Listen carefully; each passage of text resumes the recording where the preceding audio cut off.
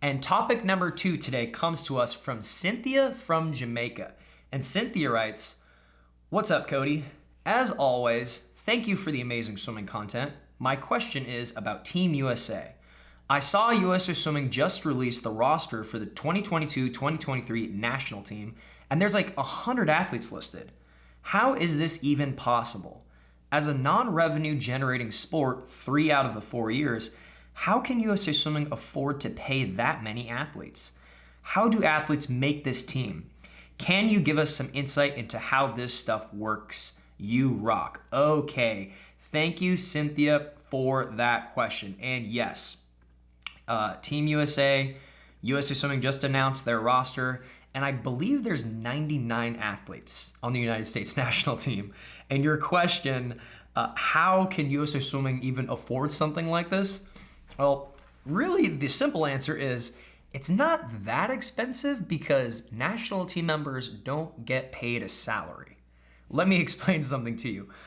In order to make salary for USA Swimming as an athlete, you have to qualify for something called athlete partnership agreement. There's a whole nother thing. It's completely based on your world ranking.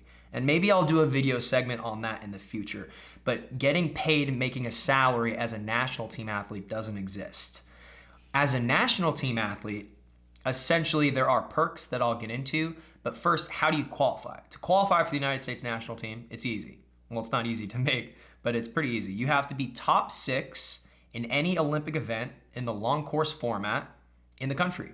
So from January 1 to August 31st of every calendar year, that's roughly the dates. It's about an 8-month qualifying period.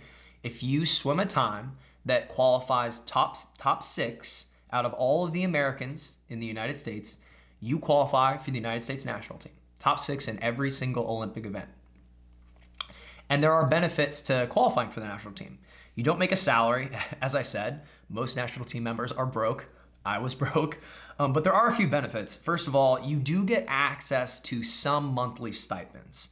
Now, mostly that is grants. So there are grants that are basically funded through fundraisers that are funded from personal donors where they say, hey, apply for this grant, write an essay about yourself, what your dreams are, what you hope to accomplish, what is your roadmap to getting there, and you might win this grant. I remember early in my collegiate career, I made the national team. I think I was like 5th in the country. By no means a favorite to ever make an Olympic team, but I was a hopeful, and I applied for a United States grant that was afforded to me because I was on the national team, and I think I got like $7,000.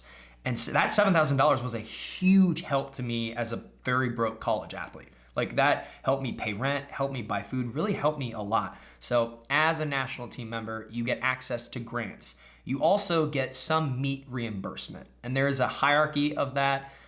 Essentially, if you go to a United States Swimming Pro Series event, like the one that they do in Indy, the one that they do in Mission Viejo, or all over the country, they give you a travel reimbursement. So it's like $800 for travel. Okay, cool. That pays for your plane ticket, as long as plane tickets aren't like ludicrously expensive like they are right now.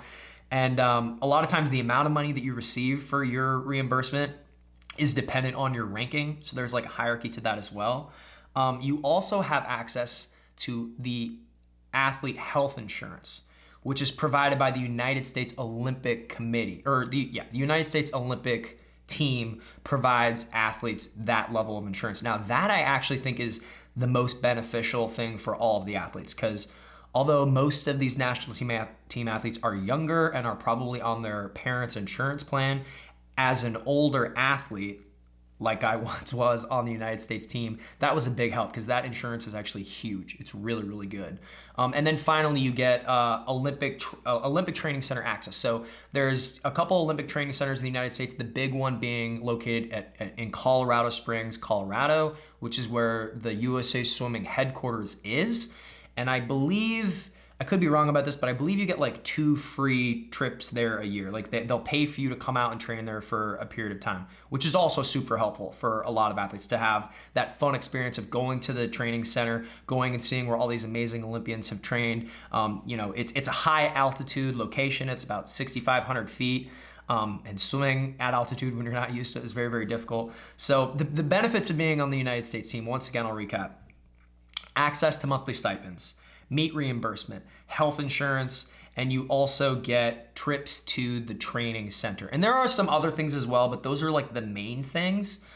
You don't get a salary, but USA Swimming pays for all of those things from the money that they bring in, but also from places like the Golden Goggles Awards, like private donations, and other things as well. So I hope that answers your question. Hope that clarifies some things for some people out there so that, hey, if you want to be a professional swimmer, if you're on the path to trying to make an Olympic team someday, if you're a young hopeful, now you know. And all this is available online. You can look it up, but now you know. So thank you so much, Cynthia from Jamaica, for that question. Very, very cool. If you enjoyed this clip, please hit that subscribe button. Full episodes of The Cody Miller Show air every Monday morning, uninterrupted. I'll see you all there. Thanks.